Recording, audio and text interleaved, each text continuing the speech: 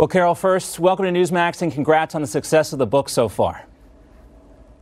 Thank you, John. All right, let's start with the title of the book. Now, do you believe and take President Trump literally when he uses that term, I'm a very stable genius, or do you think he's just being tongue-in-cheek when he says that?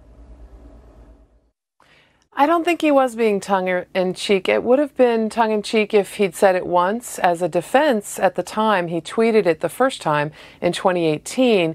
People were questioning his fitness for office. There were whispers about people in his administration who were concerned about his mental acuity and some of his impulsivity or ability to listen. But he has since repeated it 4 more times. And my colleague Phil Rucker and I were serious journalists. We wanted to take his own self-definition and sort of stress test it with the people who've served at his shoulder for years, for months, hear what they have to say about those moments and whether they believe he's a stable genius in one way or in many ways. Because as you know, many people will say this is just President Trump liking to have fun, troll the media, whatever term you want to use there, but this is his way of dealing with a press that has not been very friendly to him. You know, one thing that's true about the press and the president is we have, in a way, been very friendly to him. And I say that writ large, the media, because he's a master at pushing the media to focus on what he cares about. His morning tweets, you know, he kind of directs us with the shiny ball. He shakes in front of our faces. And the reporters, of course, who cover the White House, cover what the president says. And he sort of demands that attention and commands our attention when he says what he has to say. He controls that media narrative for the morning at least, and usually the whole day. Yeah, it's unlike anything we've seen from a president previously, and part of that has to do with the tools at his disposal like Twitter. Let's talk about one of the subjects of the book that you really do delve into pretty deeply, and that's Rex Tillerson.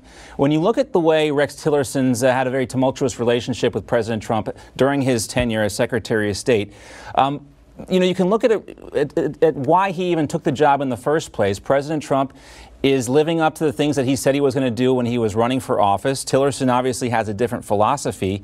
So you wonder why he would take the job in the first place as Secretary of State. It's such a good question, John, and I think Secretary of State, former Secretary of State Tillerson is emblematic of several people who came to the Trump administration early on. We call them in the book the guardrails because they came with the intention of guiding a novice president, someone who'd never been in public service before. They supported his conservative agenda, generally speaking, but when they got in the room with him to make these decisions, they found him uncurious and insistent on his way or the highway. They found him not willing to listen or to learn about the things he didn't know very much about.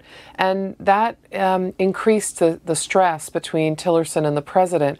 The most stressful moment and the beginning of the end of their relationship happened in July 2017 when Tillerson, as the president was bellowing and barking at all of his military generals, calling them losers and dopes and babies, Tillerson stood up and told the president he was wrong. And that moment of standing up to the president in front of everyone was sort of the end in the way of their relationship. The other thing, too, as we wrap up here, you know, you talk about the fact that, and this has happened before, President Trump will come out and say that somebody is fine, they're not going to get fired, and then they wind up getting fired. And we heard just this today from President Trump on his way out of town saying that Mick Mulvaney, the acting chief of staff, isn't going anywhere. But what are you hearing on the Mick Mulvaney front? You know, I love to comment on the way in which our own newspaper has been trying to follow this. We've had so many rumors flying around. Mick Mulvaney's out in 2 minutes. Mick Mulvaney's out at the end of the week. Mick Mulvaney has clawed his way back into the president's good graces. You know, I think we should just wait and see what happens. The same thing happened with McMaster, frankly. I mean, I felt like we were preparing for his ouster for months before it actually happened. Yeah, it is always interesting, and especially on a day like today, a Friday, you can never be too comfortable with this White House, with the personnel changes. Carol Leonnig, congratulations on the book, A Very Stable Genius. Great to see you. Thank you for your time. You just watched Newsmax TV, America's fastest growing news channel, now in 65 million homes. Get Newsmax TV on all the major cable systems or go to newsmaxtv.com and click on the Find Newsmax tab to locate us. Remember, Newsmax TV, we're real news for real people.